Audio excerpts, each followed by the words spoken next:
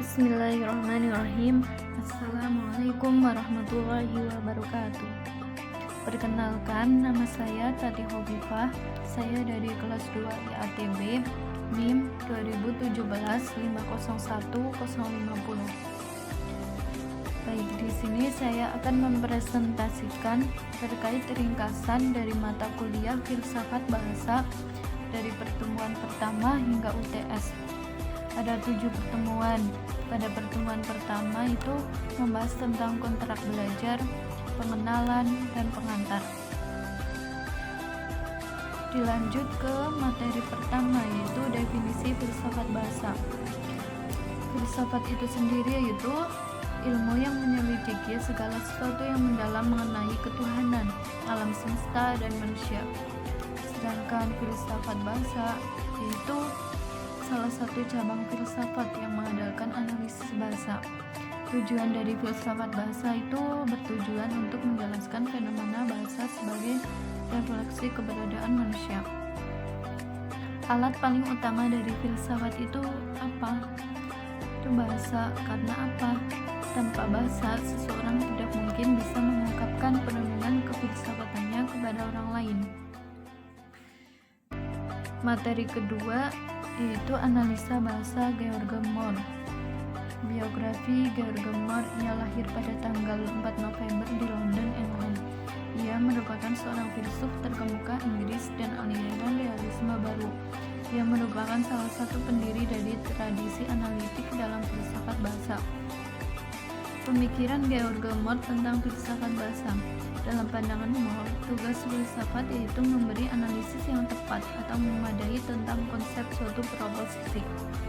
Moore berpendapat dalam filsafat neo-hegelianisme banyak dijumpai ungkapan-ungkapan metafisis seperti waktu adalah tidak real, jiwa itu adalah abadi, dunia merupakan kesatuan realitas yaitu roh absolut. Karya-karya dari George Moore yaitu diantaranya Some Main Problems of Philosophy, The Reputation of Idealism, dan lain-lain. Materi ketiga yaitu atomisme logis Bertrand Russell. Biografi Bertrand Russell lahir di Monmouthshire, Inggris pada 18 Mei 1872. Ia dari keluarga bangsawan.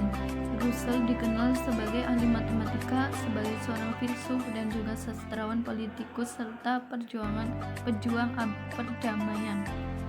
Substansi atomisme logis Bertrand Russell. Filsafat Bertrand Russell bercorak empirisme karena dia mengikuti jejak pendahulunya yaitu John Locke dan David Hume. Pengaruh yang besar membuat Russell menolak dengan keras pandangan metafisik dari idealisme, menghubungkan logika dan matematika. Kelemahan dari atomisme logis Bertrand Russell yaitu atomisme logis yang disusun Russell memiliki kelemahan yang tampak dari ketidakkonsistennya dalam menolak metafisika. Atomisme logis juga menentukan suatu kriteria untuk menentukan makna. Dilanjut, language game yaitu gagasan mengenai keseluruhan proses penggunaan bahasa dari seseorang dan pembelajaran dari penggunaan bahasa yang digunakan di mana ia tinggal. Istilah language game mulai diperkenalkan oleh Ludwig Wittgenstein.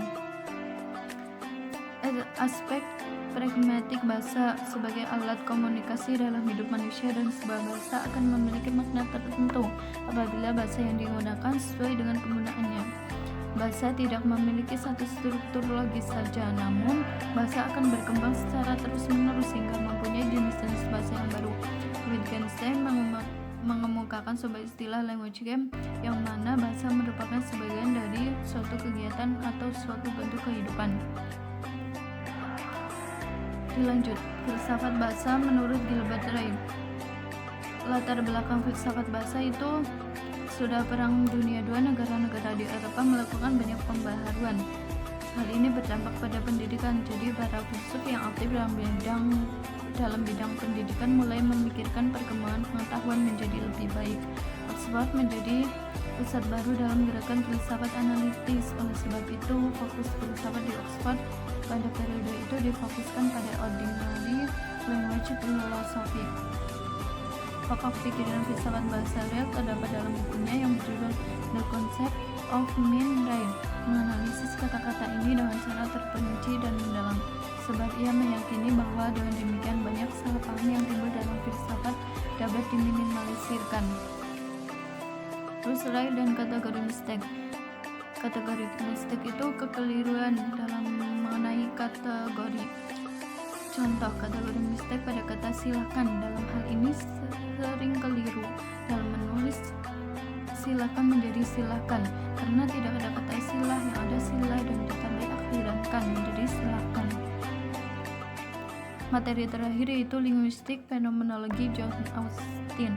Biografi John Austin lahir di Lancaster pada 26 Maret 1911 dan meninggal pada 8 Februari 1960. Ia adalah ahli filsafat bahasa berkebangsaan Britania. Titik tolak pemikiran John Austin melontarkan what to say when, yang berarti unsur bahasa what dianggap sama pentingnya dengan dunia fenomena when. Linguistik fenomenologi. Ide utama dalam konsep fenomenologi adalah penggunaan realita murni sebagai rujukannya dan mencari hakikat dari realitas tersebut diakui oleh sang pelaku. Tindakan bahasa menurut Austin yaitu suatu tindakan bahasa untuk mengatakan sesuatu, yaitu tindakan untuk menyampaikan suatu makna tertentu. Sekian dari saya. Apabila banyak kesalahan, saya mohon maaf. Billahi taufiq wal hidayah. Wassalamualaikum warahmatullahi wabarakatuh.